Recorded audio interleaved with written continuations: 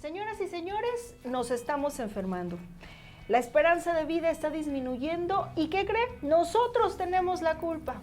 El día de hoy tenemos como invitado a un nefrólogo y seguramente usted dirá, bueno, ¿y yo a qué puedo acudir a un nefrólogo? ¿O en qué momento puedo acudir a un nefrólogo? Él no lo va a platicar porque no es cuando ya estamos muy mal, no es cuando ya nos vamos a morir, debería ser desde antes.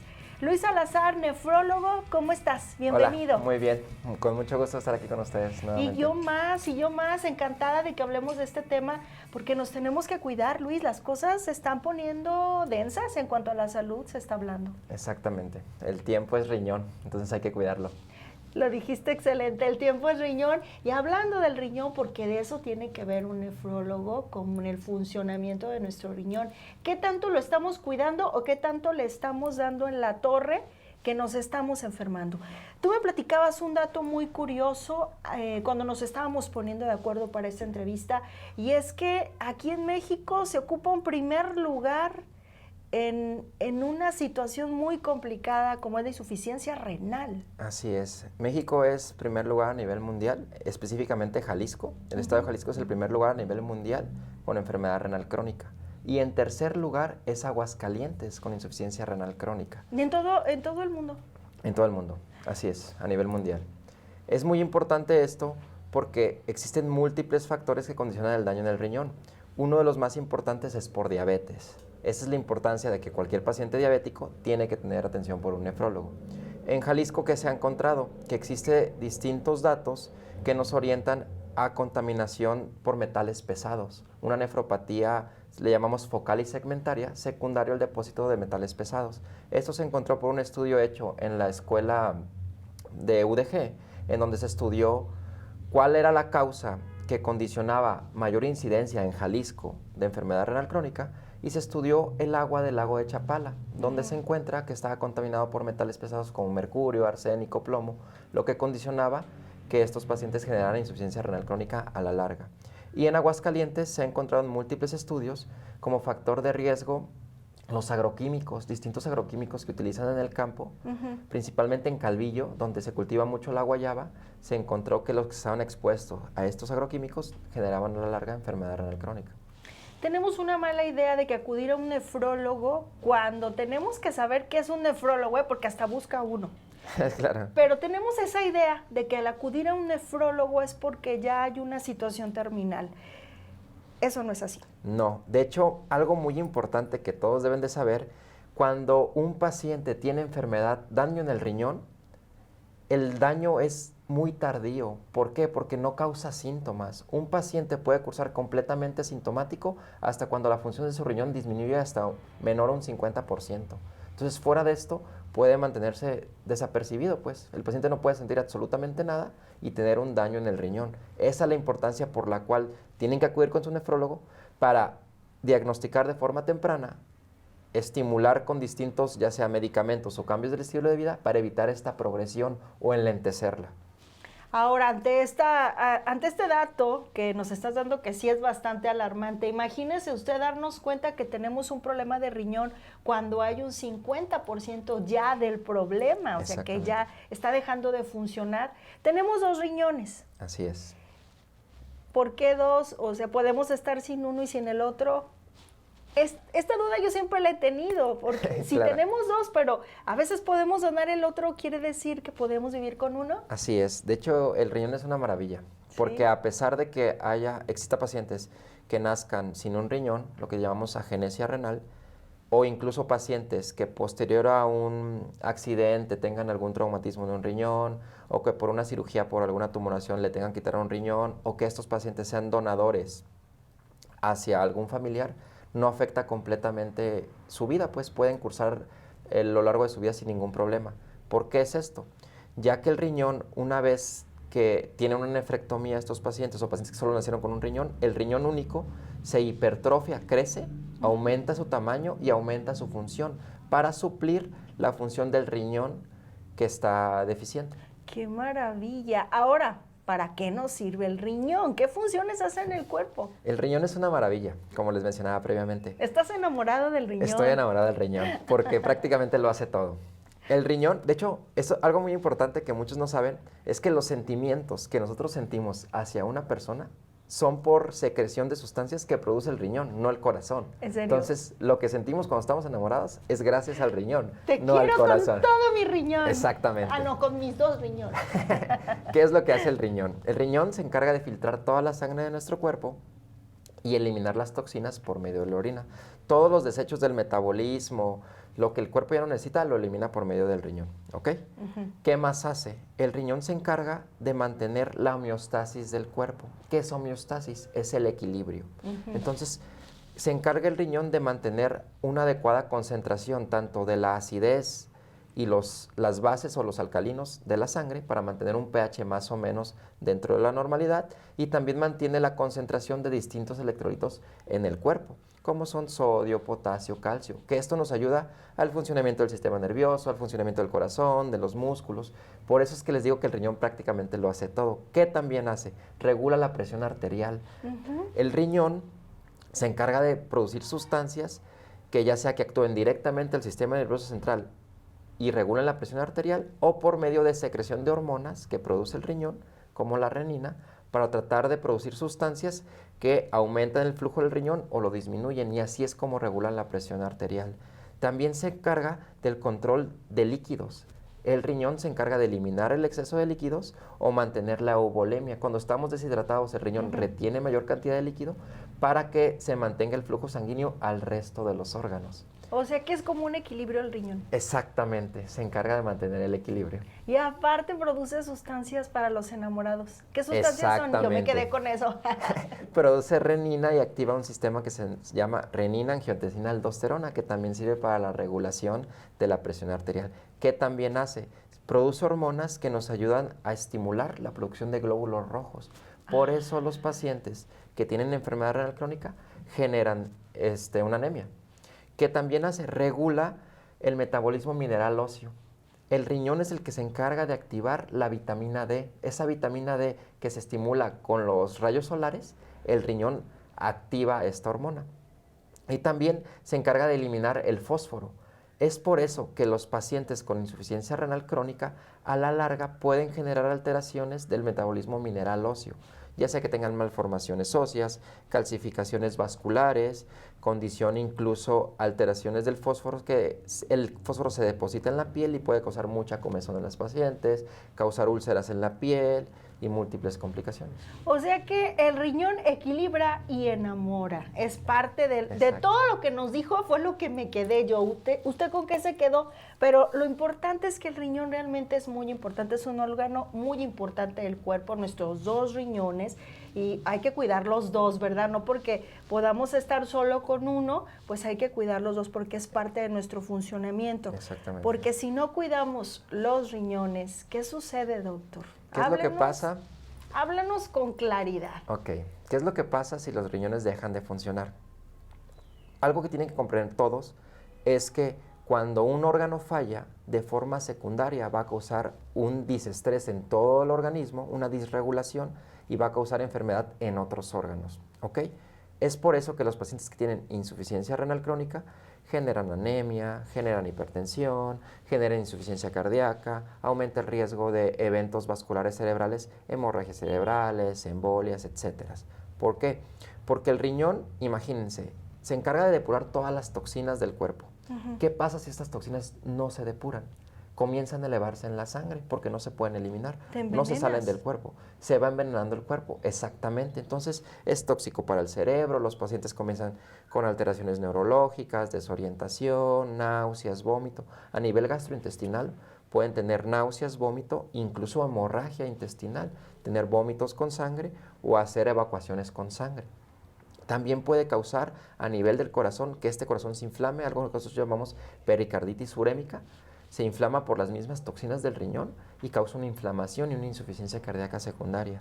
También afecta la piel al estar alterados estas toxinas, que causa mucha comezón, úlceras en la piel, resequedad en la piel, porque son más de 89 toxinas urémicas. Muchas veces cuando un paciente va al laboratorio, solo le miden la urea o la creatinina, que la creatinina es un un desecho del metabolismo de las proteínas. Y así es como de forma secundaria nosotros evaluamos la función del riñón. Sin embargo, como hay más de 89 sustancias tóxicas, hay muchas que no se miden, pero comienzan a ser dañadas para los nervios, para los vasos sanguíneos, para todos los órganos. Se deteriora y entonces podemos necesitar hemodiálisis y diálisis, las dos cosas. Exactamente, no las dos cosas, una u otra. ¿Cuál es la diferencia? ¿Cuál es la diferencia? Les explico. La hemodiálisis, ¿cómo funciona? Utilizamos un riñón sintético, que sería una máquina de hemodiálisis. Se llama hemodiálisis porque utilizamos por medio de la sangre una depuración de las toxinas por medio de un acceso vascular. Se coloca un catéter, Aquí, ya sea en la vena yugular, Ajá.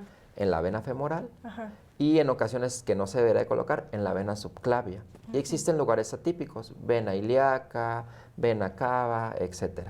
Pero idealmente esto se hace, ¿por qué? Porque se saca la sangre del paciente, pasa por la máquina que tiene un filtro que funciona como si fuera un riñón sintético. La sangre pasa por ese filtro, esta sangre hace que se queden las toxinas en ese filtro y posteriormente regresa la sangre limpia al paciente. Hace lo que el riñón que ya no sirve haría. Solo la función de la depuración de toxinas. Solo eso. No suple las otras funciones. demás no. Exacto, por eso son terapias de soporte renal. ¿Por qué? Porque ayuda a limpiar la sangre por medio de esta máquina. De hecho, el catéter tiene 2 lúmenes. Por uno, sale la sangre del paciente, pasa por la máquina. Después de que pasa por la máquina, regresa por el otro lumen, la sangre ya limpia, sin toxinas. Y la diálisis peritoneal es distinta. Se coloca un catéter, ya sea por medio de quirófano o nefrólogos especializados que los colocan de forma percutánea, que es una ¿Qué forma... es percutánea? Percutánea, es decir, se hace una incisión Ajá.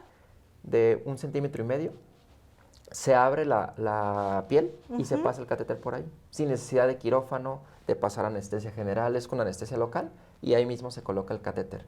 La ventaja de la colocación de un catéter percutáneo versus de forma quirúrgica es el tiempo para usarla, más barato, menos estancia hospitalaria, menos infecciones. Se puede utilizar desde el momento que se coloca.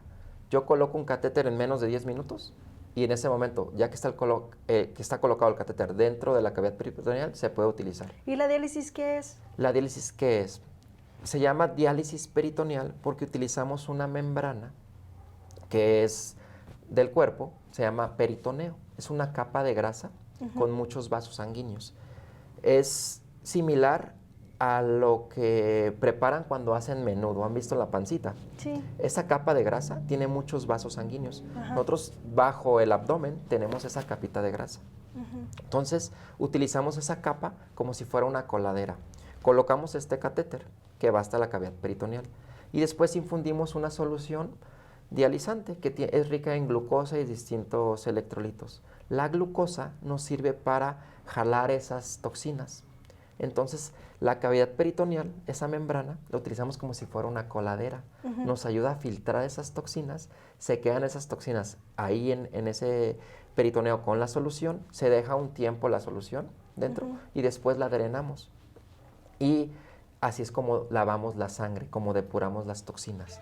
¿Cuál es la ventaja de la diálisis versus hemodiálisis? La diálisis se realiza en domicilio. Se capacita a un familiar o al mismo paciente y se hacen los recambios en domicilio. ¿La hemodiálisis? La diálisis peritoneal. A la diálisis. La diálisis peritoneal.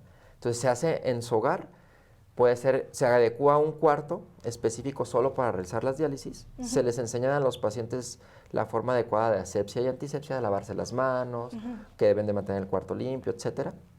Y todas las conexiones hacerlo con lavado de manos y todo eso. Entonces, él se infunde el líquido, depende los requerimientos que requiere el paciente. A veces se hacen 3 recambios al día, 2 recambios al día, a veces 4 recambios al día. Pueden ser recambios de cada 4 horas, cada 6 horas. Pero en casa se hace. Pero en casa. Incluso tenemos unas máquinas que son cicladoras que a muchos pacientes que trabajan, son estudiantes, que tienen una vida activa, por la noche les conectamos la máquina le hace los recambios toda la noche mientras el paciente duerme.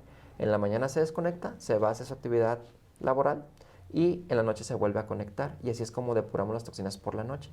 Y el paciente es completamente funcional. Eso es en la diálisis. Eso es en la diálisis. La hemodiálisis es en hospital.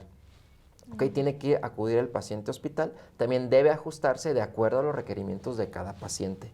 En muchas unidades se indican 3 lugares fijos, 3 días a la semana, pero no, tiene que ser individualizado. ¿Esto por qué? Porque la hemodiálisis, al sacar sangre del paciente, pasar por la máquina, por el filtro de la hemodiálisis y después regresar al paciente, esa sangre disminuye el volumen sanguíneo del paciente porque le estamos sacando sangre, Sí. ¿ok? La que está en el circuito de la Sí. hemodiálisis. Esa baja de sangre que tienen los pacientes o hipoperfusión pueden tener hipotensión, que les baje la presión. Ajá. Entonces, eso puede condicionar riesgo de hipoperfusión renal, disminución del flujo sanguíneo del riñón. Al disminuir el flujo al riñón, esas pocas nefronas que quedan, esa poca funcionalidad del riñón que queda, se va perdiendo.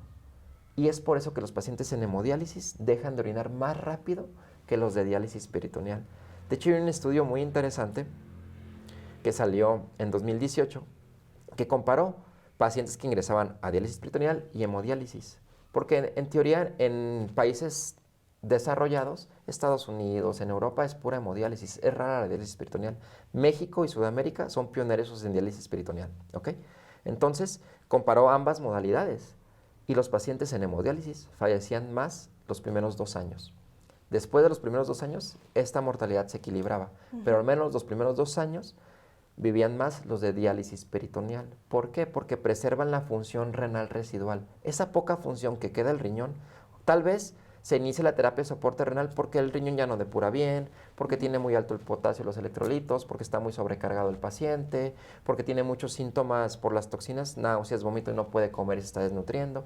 Cual sea que sea la indicación, puede que mejore los síntomas, pero también preserva esa poca función que le queda al riñón.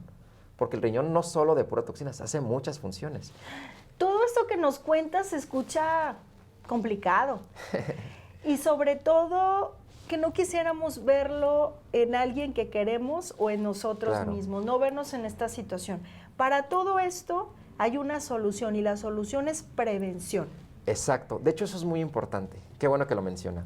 El trabajo del nefrólogo no es llevarlos a diálisis, hemodiálisis o trasplante. El trabajo del nefrólogo es evitar que los riñones se dañen. Entonces, es lo que tenemos que hacer. Por eso, nosotros necesitamos que el paciente llegue antes de que tenga un daño o cuando el daño está iniciando para tratar de retardar ese daño o evitar que progrese. Hay muchísimas enfermedades que con un tratamiento específico se puede resolver completamente ese daño en el riñón. Pero es algo que solo lo podría investigar un nefrólogo. He ahí la importancia de la especialidad, de la nefrología.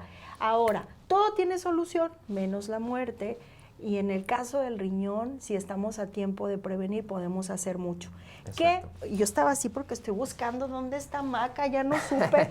Ay, dije, la estoy apretujando, aviéntame la sed. Me siento como que algo me falta, mira nomás, mija. Ahí está Galletita, los saludan con mucho gusto, ya los extrañábamos.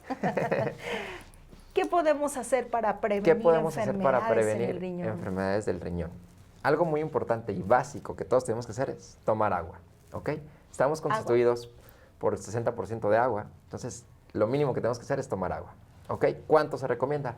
2 litros de agua al día o 2.5 litros si el paciente tiene antecedentes de litiasis renal, de piedras en los riñones. Esto ayuda a prevenir nuevas piedras, ¿ok? Punto número 2, hacer ejercicio. Mínimo 30 minutos al día, 5 días a la semana.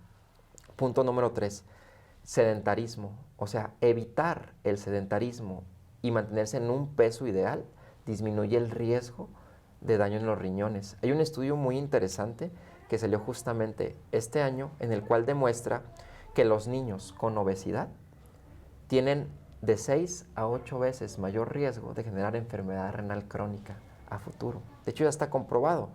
La obesidad aumenta el riesgo de diabetes, hipertensión, que también son factores de riesgo para daño en el riñón. Punto número 4, hacer una adecuada dieta. ¿A qué me refiero con una adecuada dieta?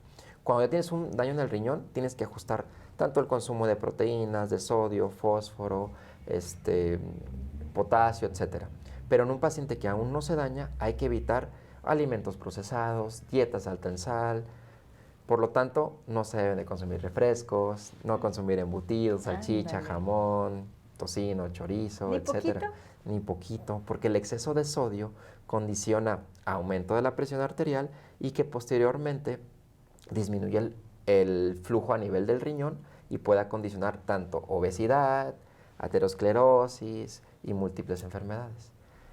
Otro punto importante que deben de tomar en cuenta es que el paciente, para poder cuidar los riñones, tiene que tener una adecuada atención médica. Entonces, se recomienda mínimo ir cada 6 meses con un médico.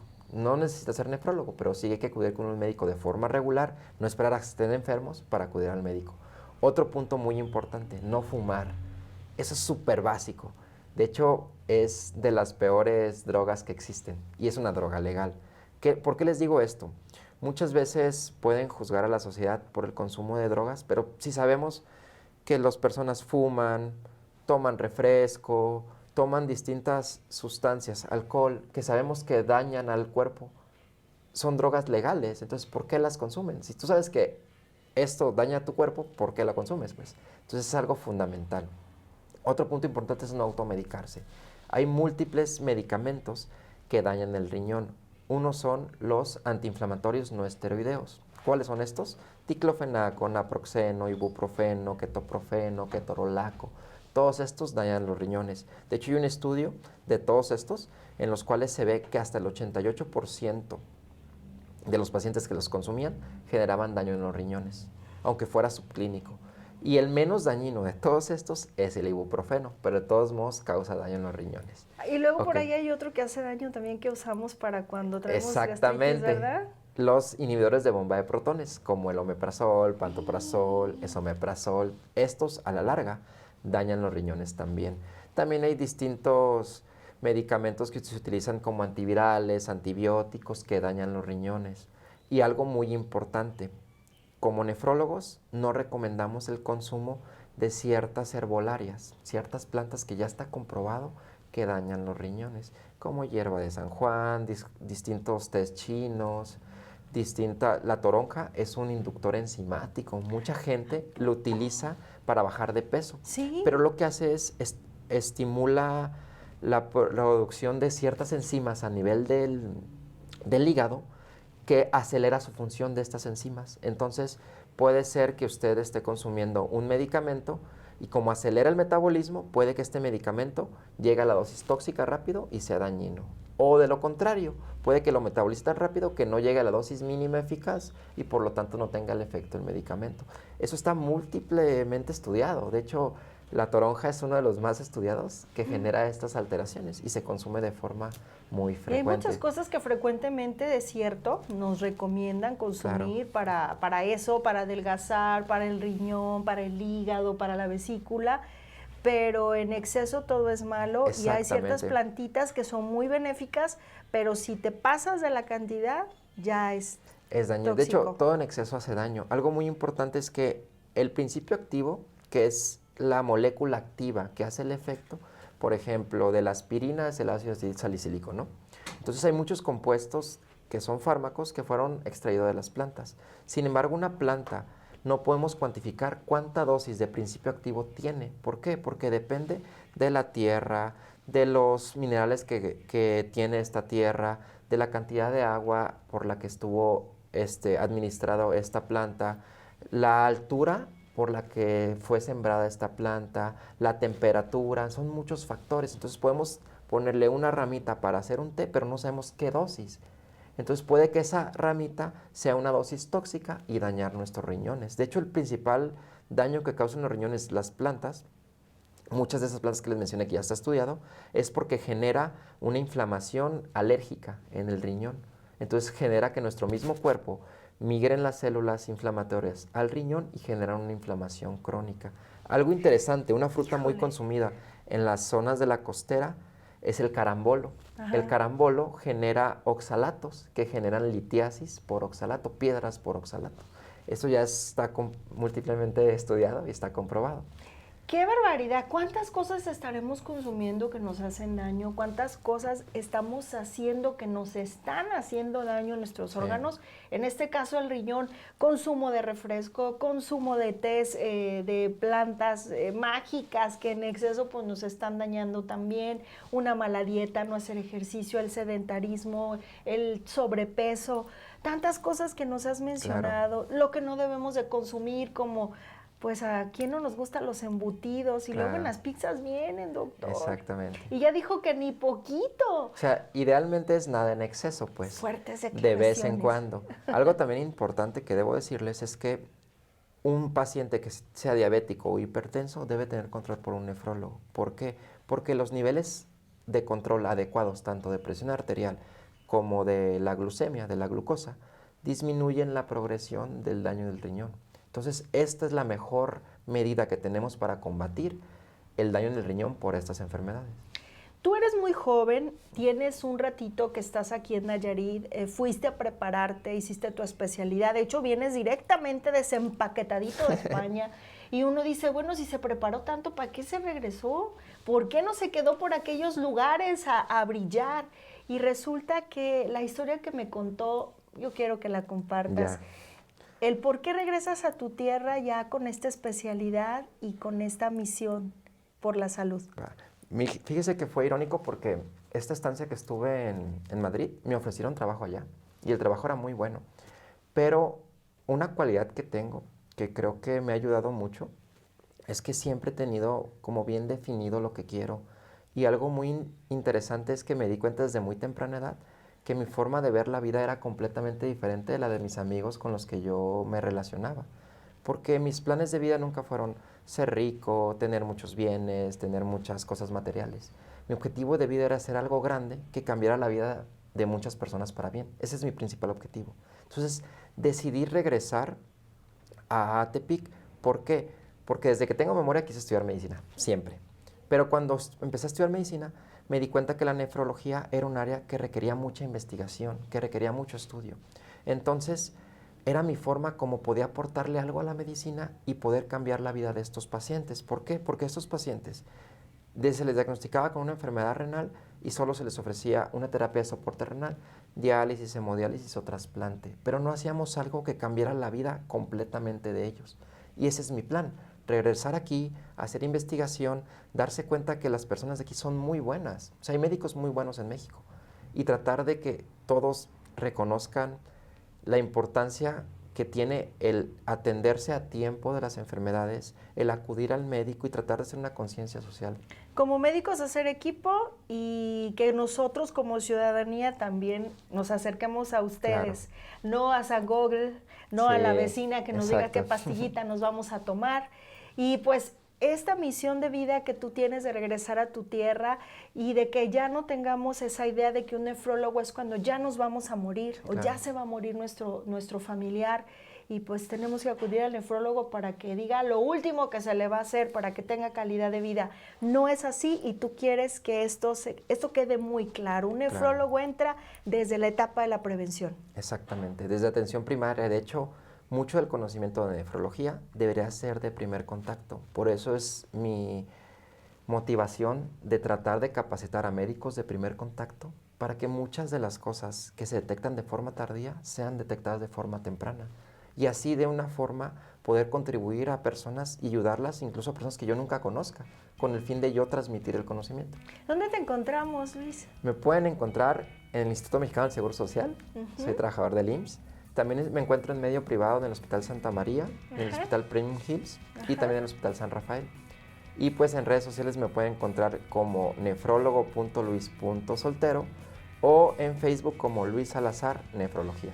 Él es Luis Salazar Soltero, nos dio mucho gusto que estuvieras aquí, tan joven, tan destacado, tan enamorado de tu profesión y con una misión de vida muy bonita que encaja perfecto, ¿verdad, Seth?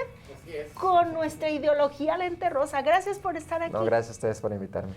Nos vemos en la próxima, les tendremos también un tema buenísimo, no falten.